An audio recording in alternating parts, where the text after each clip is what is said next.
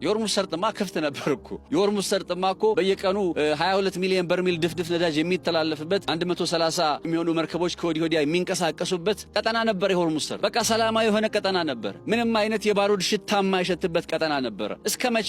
አሜሪካና እስራኤል ኢራን ውስጥ ቦምብ መጣል እስኪጀምሩ ድረስ ራሳቸው ያበላሹትን ራሳቸው ያጠፉትን ስህተት አሁን የኢራን አስመስለው ኢራን ላይ ይሄን ሁሉ የማዕቀብ ናዳ። አንድ መካድ የሌለብንን ነገር ልንገራችሁ። ዓለም ራሱ ዝም ሲል ዝም ማለት ያልነበረበት እና አሜሪካ እስራኤልን ነው። ዓለም ራሱ ጦርነቱን አቁሙ ብሎ መጎትጎት የነበረበት እነ እስራኤል እና አሜሪካን ነው። ኢራን እኮ ጦርነት አልጀመረችም። ባይዘው ገና ኢራን እኮ አሁን በዲፌንሲቭ ፖስቸር ላይ ነች ያለችው። ራሷን የመከላከል ስራ እኮ ነው እያደረገች ያለችው። እንዲህ የደበደቧት ዝም ትበለው እንዴ የምትሉት? ከየትም ተጠራርተው መጥተው በኢራን ምድር ላይ ቦምብ ማዝነብ የጀመሩት እነሱ አይደሉም እንዴ? እነሱ ቦምብ ማዝነብ ሲጀምሩ በቃ እጇን አጥፋ ትቀመጥ ትደብደብ፣ እነሱ እንደሚፈልጉት ማድረግ እንዲችሉ እጃቸውን ይስጡ፣ በቃ ሰሬንደር ያድርጉ ነው የምትሉት? በዓለም ላይ የአንዲትን አገር ሉዓላዊ የሆነችን ሀገር የአየር ክልል ድንበር ጥሰው ገብተው ቆይ የኢራን መንግስት በየትኛው የታሪክ አጋጣሚ ላይ ነው እስራኤል ላይ ጥቃት ሰንዝሮ የሚያውቀው? በየትኛው የታሪክ አጋጣሚ ነው በአሜሪካ ላይ ጥቃት ሰንዝሮ የሚያውቀው? ይሄንን ኢቭን ከ1979 ወዲህ ባለው ዓመታት ውስጥ ማለት ነው።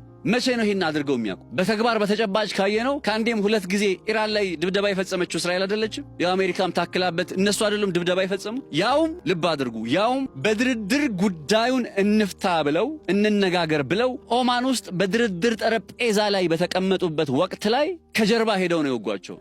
ይህንን ነገር ሲያከናውኑ በቃ ኢራን እጇን አጣጥፋ ትቀመጥ ማለት ነው? እንደዛ እንድትሆን እየጠበቃችሁ ያላችሁት? ራስን የመከላከል መብት የላትም ኢራን? እነሱ የመውረር የመደብደብ የማፈራረስ መብት አለን ብለው በአደባባይ የጦር ወንጀል እያወጁ እየተናገሩ ይሄንን ነገር ሳይኮንኑ ይሄንን ነገር ስህተት ሳትሉ ኢራን ራሷን ለመከላከል በምታደርገው ጥረት ውስጥ ኢራን ራሷን የመከላከል መብት አላት። እንደ አንድ ሉዓላዊ ሀገር ራሷን የመከላከል መብት አላት ኢራን። እስካሁን ባለው በ37 ቀኑ ጦርነት ውስጥ የምታከናውነው ጥቃት ሁሉ የአጸፋ ምላሽ ነው እንጂ ጥቃት አይደለም። ሲተኩሱባት መልሳ ትተኩሳለች፣ ሲተኩሱባት መልሳ ትተኩሳለች። በዚህ አግባብ ነገ ለተማክሰኞ ዶናልድ ትራምፕ በዛቱት መሰረት የኢራን ድልድይ፣ የኢራን የኤሌክትሪክ ፓወር ፕላንቶች፣ ኢቭን የኢራን የንጹህ መጠጥ ውሃ አቅርቦት የተመሰረተባቸው ዲስታሌሽን ሴንተሮች እነዛም ጭምር ይመታሉ ብለዋል። አይመቱም አይደለም ልላችሁ የምችለው፣ አያደርጉትም አይደለም። ይህንን